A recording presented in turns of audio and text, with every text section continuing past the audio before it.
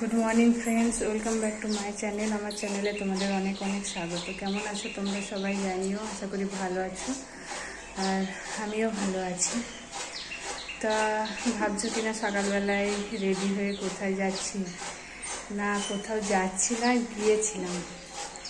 এখন বাজে 7:15, বাড়ি থেকে গিয়েছিলাম এই 6:45 মতো এই টাইমে। তা মায়ের শরীরটা ভালো নেই, মাথা ঘুরছে বলছিল, তাই সকাল সকাল উঠে প্রেশারটা চেক করতে নিয়ে গেছিলাম আর সুগারটা বেড়েছে কিনা। তা প্রেশার তো বললো ঠিকই আছে, নর্মালি আছে, তাই সুগারটা টেস্ট করতে দিয়ে আসলাম। আর রিপোর্ট তো আজকে পাওয়া যাবে না, রিপোর্ট কালকে পাওয়া যাবে। আর ফাস্টিংটা এখন হলো, আবার খাওয়ার 2 ঘন্টা পর পিপিটা দিতে যেতে হবে। তো এখন আমার তো কোনো কাজ টাজ হয়নি, সকালে উঠে চলে গেছিলাম। তো এখন আমি আগে কাজগুলো সেরে নিই। সকালকার বাসি কাজ টাজ কিছুই সারা হয়নি, সকালে উঠে চলে গেছিলাম। কাজটা সেরে ঠাকুরকে পুজো টুজো দিয়ে যে ছাদে এসেছিলাম, কিছু জামা কাপড় ছিল ওগুলো কেচে দিলাম। আর দেখো সকালবেলায় প্রচণ্ড রোদ, আর এই যে এই তোষকটাও রোদে দিয়েছি, কালকে রাতে পুচকু এতে হিসু করে দিয়েছিল, তা ভিজে গেছে অনেকটা জায়গা। তাই এটা এখন রোদে ভালোভাবে শুকোতে হবে। রোদ তো ভালোই হচ্ছে, সকালে উঠেই দিয়ে দিয়েছি। আর জামা কাপড়গুলো সব কেচে দিলাম। তো এখনও চাটা কিছুই খাওয়া হয়নি, ছেলে টিউশন গিয়েছে, ও আসবে তারপর চা করব। তো এখন আমি যাই নিচে, আর বাকি তো সেরকম কোনো কাজ নেই। দেখি কি কি রান্না হবে সেটার ব্যবস্থা করি এখন, তারপর ছেলে আসলে চাটা করব। গতকাল রাতে 60টা ফুচকা নিয়ে আসা হয়েছিল। ছেলে বলল যে না, আমি 60টাই ফুচকা খাবো, দিতে পারলে দাও, নাহলে আমি খাবো না।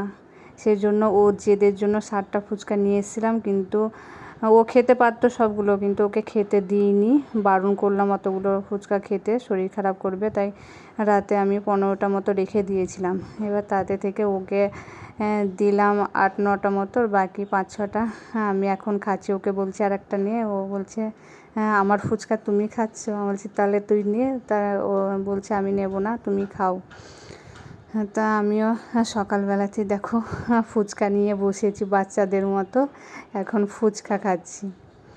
তো টক জল দিয়ে খাচ্ছি না, আলু আর ওই সস দিয়েই খাচ্ছি।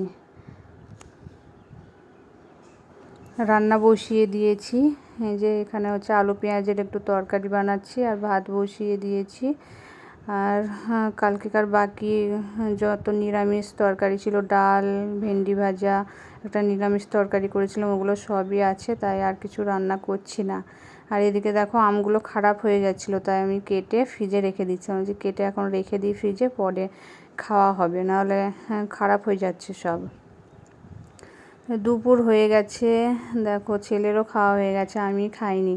এই যে রান্না করে তখনই আবার গোলা রুটি বানিয়েছিলাম, তো এখন গোলা রুটি খাচ্ছি। আর এই যে তরকারিতে একটু সস দিয়ে নিয়েছি, সস দিয়ে খেতে আমার খুব ভালো লাগে।